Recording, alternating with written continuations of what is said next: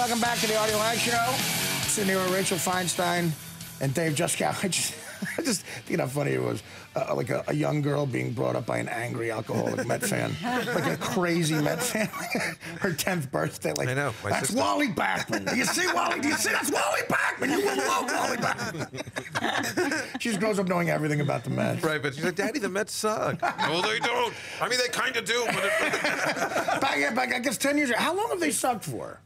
Well, recently it would be about 30 years, I guess. I don't know. What, 86? 86 they won. 85, no, 88 was their last good year, I think. They made the... They were in the World Series with the Yankees. Oh, in 2000. Yeah. That's right, that's right. Right, so they... Yeah, but they still, everybody knew it wasn't going to happen. A lot of people do. Are they generally like red-faced, violent people, Mets fans? Or? Oh, they're generally guys No, that's a Jets fan. who are normally Mets fans. No, I don't know. Met fans, that's 2000, that's true. But you see, even a Met fan forgets about 2000. It's true, because it was really depressing. Nobody wanted to play the Yankees. We were hoping they would play the Mariners that year. That was 5 games. You guys got a game. That Armando Benitez, that guy's the worst. And then that Kenny Rogers, he came on the team.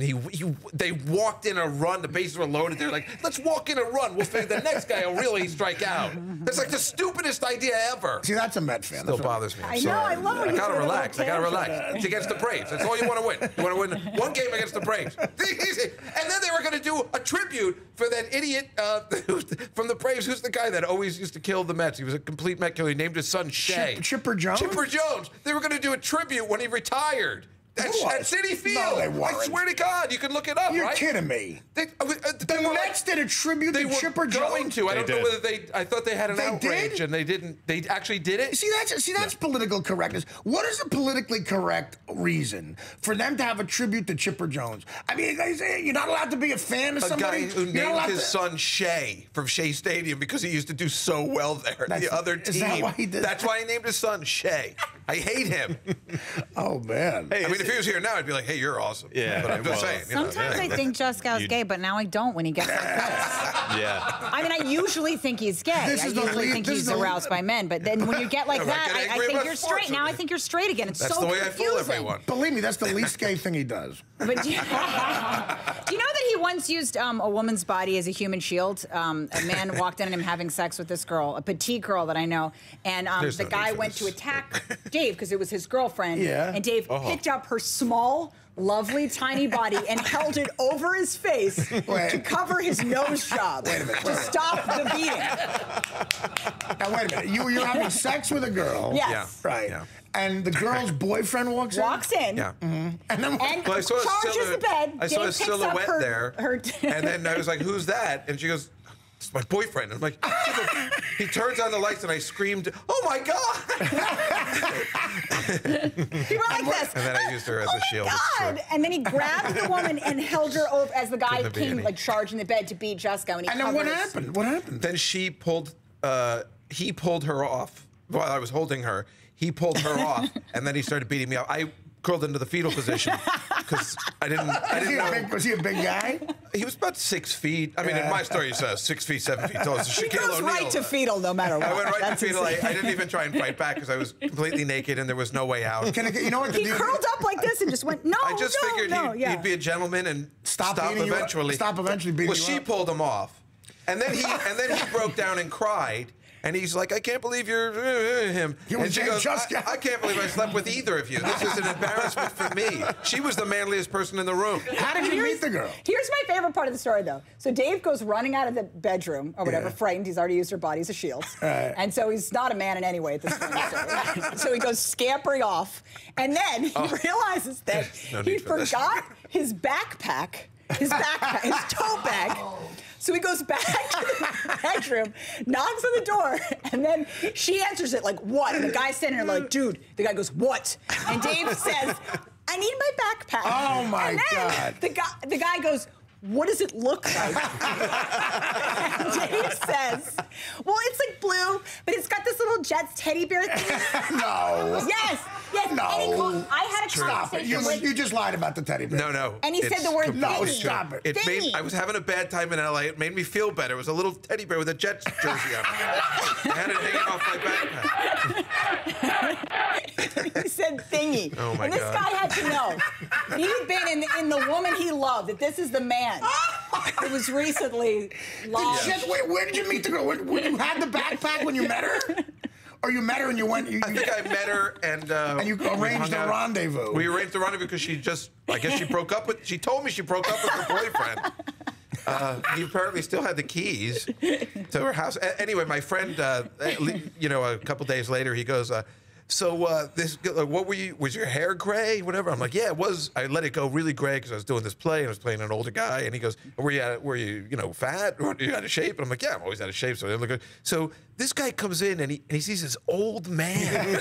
Well, I remember the gray hair, Juskow. Yeah, it was very gray for a while. Well, I color it like Mike, just not the chartreuse color. But it was all gray. I remember you. I let it go gray sometimes. But it looked sophisticated, though. It looked fine. But she walked in and found Walter Cronkite.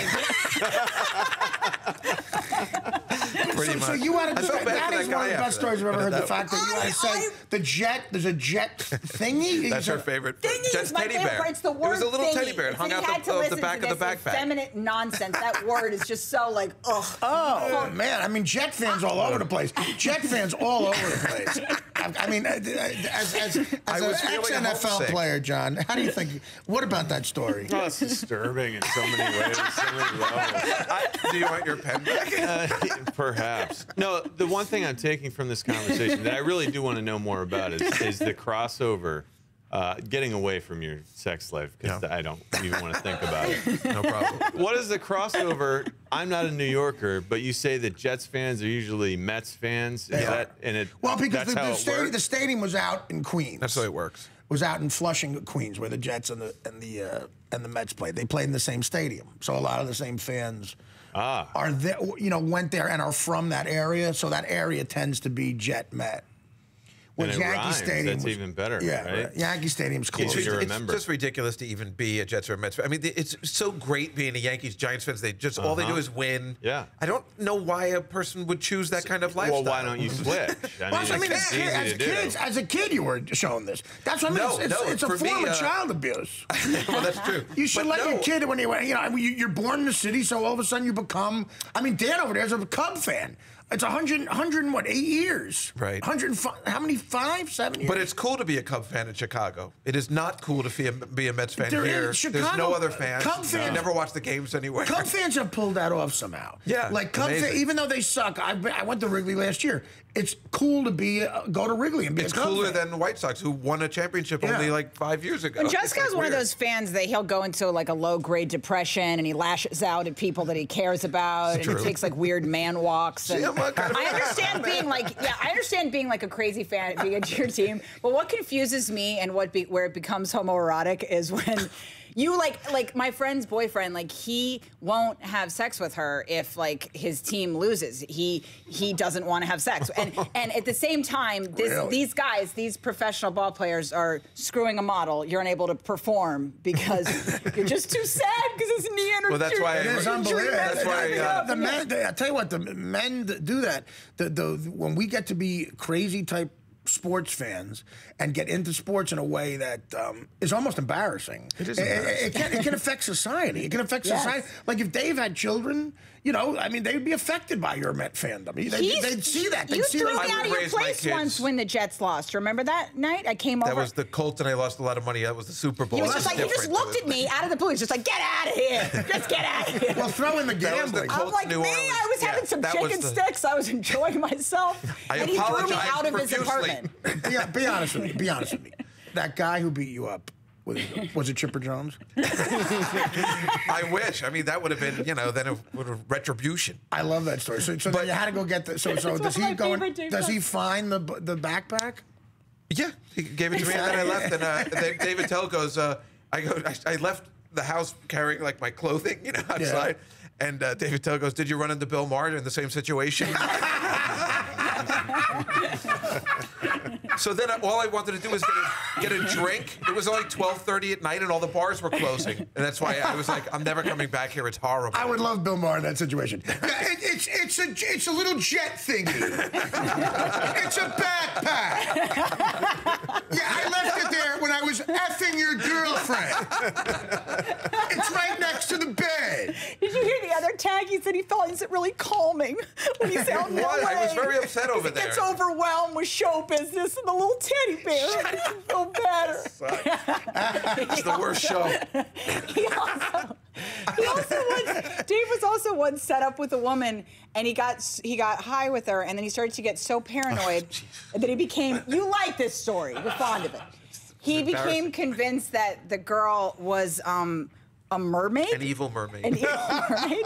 He had a paranoid thing because What, weed? Was this weed? Yeah. Okay. mermaids scare him, which I always find confusing because it seems like in most movies the mermaid's the one you feel sorry for. But that is true. But if you actually saw a mermaid, I'm you'd be afraid of scared to evil death. mermaids. There's a movie called She-Devil or something. I don't know. It's about That's evil Roseanne mermaids. Barr. Right. It's called A something. woman is half woman, half Roseanne Barr. She said it's about someone who's half Meryl Streep, half Roseanne Barr. She was touching me with her hand, but I thought it was her fin, and I got confused. I gotta tell you, there's no such thing as a nice mermaid. Like the movie Splash shows you that if you see a mermaid, anyone who's half a fish is frightening as hell. Yeah.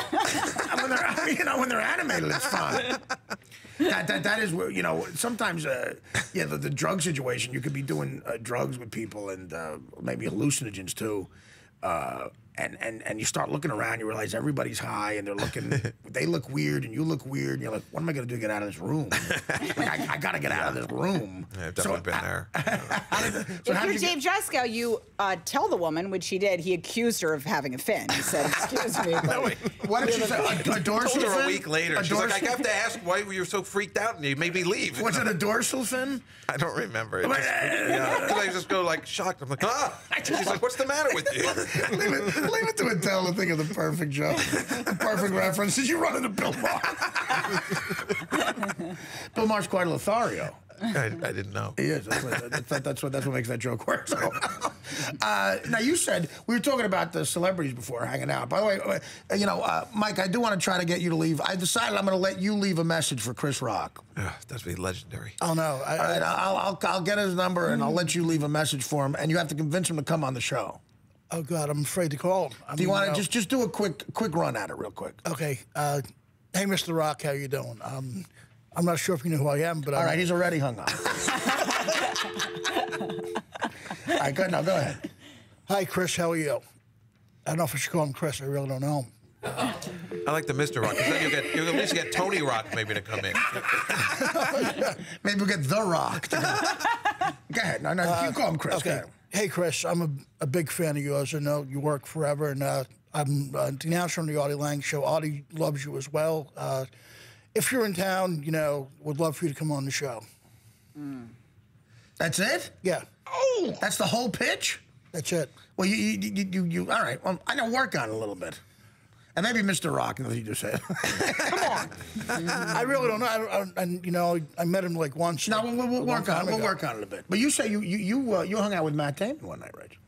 Well, I mean, what we were talking about being embarrassed in front of But celebrities. I think this is a funny story, how this ends. Like, you were hanging with Matt Damon. Well, he's a friend of Tom Papa's, and he came to the show. Tom Papa, comedian. Yes, a lovely comedian, and he was hanging out, and he was the nicest guy, and he's like, and he sat and he watched the stand-up show, and we all walked over to the cellar together. So really, and then he talked to us and asked us about our sets, and he was lovely. And I, like I always do, if I'm near like a celebrity or any particularly cool situation, I just weirdly turned around and ran in the other direction. It was this very jarring run.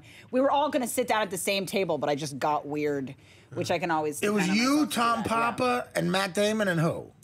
And I don't know, some other comics. I don't really remember. Yeah. And you were walking from one club to another club. Yes, Okay. and then everybody sat down, and then I just like suddenly got up and Why like do you left think that in this is? weird I mean, jarring- did you I feel talked you about it with belong my there? therapist. I said, Alan, he goes, you're a leaver. You leave before anything starts. You leave before they can say no to you. That's what little Alan said. That's such a cop out by a therapist. I think that's such a. There's more to that because that's someone who leaves. Maybe extra like early. preposterously You're hot leaving a guys relationship make me before- nervous. Like I don't like. Which is why you're very comfortable here. I got nerves. She's comfortable when she's making fun of me. That's what it is. Well, she does seem insanely comfortable doing that. But those are No, funny. but like I'm not attracted to like really hot guys, and I don't like being around them too much. Maybe that's what it is, because they make me uncomfortable, and they don't make me feel attractive as a woman. I think that's why, like, when I see like guys on those calendars, like some oiled man like sprawled across rocks or something, it's not sexy. It just looks ridiculous. How is No, that that's not why. se- I That's mean, why yeah, a really. that's That's why a really hot guy can. And you don't have this problem. You're very pretty, but this is why a really hot guy. You hit something on the head so brilliantly there that I have a theory. A really hot guy could never date an ugly woman, because the woman always, to me, has to be hotter in the relationship. You know what I mean? Yes. She always has to be the better looking of No, the two. a hot man cannot date a troll of the likes of. Yeah. What are you right. talking about? Alan Alda's been married for years. But that's why. But that's why it's like it was hard for Brad Pitt. Like Brad Pitt had to get the hottest chick. You know what I mean? Because even Jennifer Aniston was going, wow, people were looking at him instead of her. No, that's true. As a woman, you don't want to look at the guy you're with and be like, he's prettier than me. His Yeah, you don't face is want- more stunning, and it's Which is why, which is the only reason why guys like us get laid. I mean, think about it. The only reason you wouldn't always be with a hot guy is, guys like us are, I don't know, chicks feel better about themselves when they look at me, I think. I don't want any part of like a chiseled man. It's really, I get really embarrassed for them when they it's get all annoying. right. Yeah. You stick with me. I type 2 diabetes, everything. Like, that's why am I laughing women at? don't go to out to go see the Chippendales or something. It's a hilarious idea. I Unless you're like know. a weird, you're some white trash moron. You don't go out and go, oh, I'm jazzed up to see a man do a sexy jig for you. It's hilarious. Exactly. Wearing a half top, that's what a teasing guy you with does his little that. tummy or something. It's disgusting. It's immature. It's what a guy does. Well, now, wait a minute.